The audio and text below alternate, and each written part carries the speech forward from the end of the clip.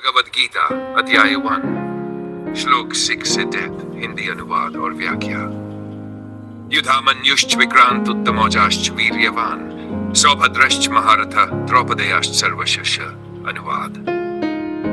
इस सेना में विक्रमशाली युधामन्यु, वीर्यवान उत्तमौजा, महारथी अभिमन्यु और द्रौपदी के 5 पुत्र भी सम्मिलित हैं। इस श्लोक में दुर्योधन पांडव सेना की शक्ति को दर्शाते हुए बताता है कि अर्जुन के पुत्र अभिमन्यु और द्रौपदी के 5 पुत्र भी युद्ध में भाग ले रहे हैं। ये सभी योद्धा न केवल कुशल थे बल्कि धर्म युद्ध के लिए पूरी तरह समर्पित थे। श्लोक 7 अस्माकं विशिष्टा ये तान्निबोध विजोत्तम नायकमं सैन्यस्य निजार्थं तान् ब्रवीमीते।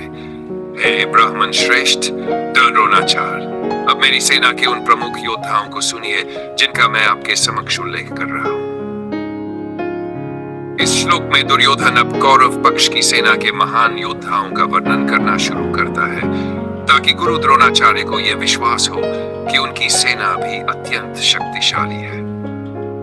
भवान भीष्मश्च कर्णश्च कृपश्च समितिञ्च अश्वत्थामा विकर्णश्च सौमदत्तिस्तथैव च।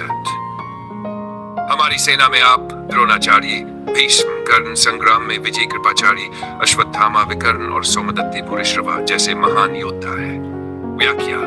यहाँ दुर्योधन अपनी सेना के मुख्य योद्धाओं के नाम गिनाता है। भीष्म पितामह जो अमर रहने का वरदान प्राप्त कर चुके थे, कर्ण जो एक महाबली धनुर्धर थे और अश्वत्थामा जो अमरत्व से संपन्न थे। ये सभी कौरव पक्ष के प्रमुख योद्धा थे। अन्ये च बहवः शूरा मदर्थे त्यक्त जीविता नाना शस्त्र प्रहरणा सर्वे युद्ध विशारदा। अनुवाद। हमारी सेना में और भी कई शूरवीर योद्धा हैं जो मेरे लिए, दुर्योधन के लिए अपने प्राण त्यागने को तैयार है। वे सभी विभिन्न शस्त्रों से सुसज्जित और युद्ध की कला में निपुण हैं। व्याख्या। दुर्योधन ये बताने की कोशिश करता है कि उसकी सेना में केवल प्रसिद्ध योद्धा ही नहीं बल्कि ऐसे अनेक सैनिक भी हैं जो उसके लिए अपने प्राण देने को तैयार है। अपर्याप्तं तदस्माकं बलं भीष्माभिरक्षितं पर्याप्तं विद्मे तेषां बलं भीमाभिरक्षितं। हमारी सेना जो भीष्म पितामह द्वारा रक्षित है असीमित है, जबकि पांडवों की सेना जो भीम द्वारा रक्षित है पर्याप्त संगठित है। इस श्लोक में दुर्योधन कूटनीति का उपयोग करता है।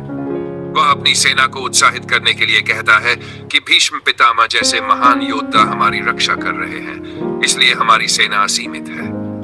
लेकिन मन में उसे यह भय भी था कि पांडवों की सेना जो भीम जैसे शक्तिशाली योद्धा की देखरेख में है कहीं अधिक संगठित और प्रभावी है। संक्षेप में सारांश।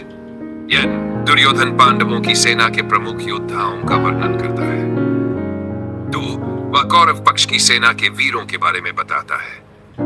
वह ये जताने की कोशिश करता है कि उसकी सेना असीमित है, लेकिन भीतर से वह जानता था कि पांडवों की सेना अधिक संगठित और शक्तिशाली है।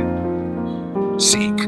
युद्ध केवल बाहुबल से नहीं बल्कि रणनीति और एकता से जीता जाता है।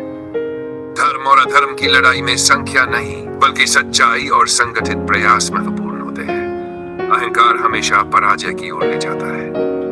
आगे के श्लोकों में अर्जुन के मन में आने वाले संदेह और उनके विषाद का वर्णन किया गया है, जिसके बाद श्री कृष्ण उन्हें गीता का उपदेश देते हैं।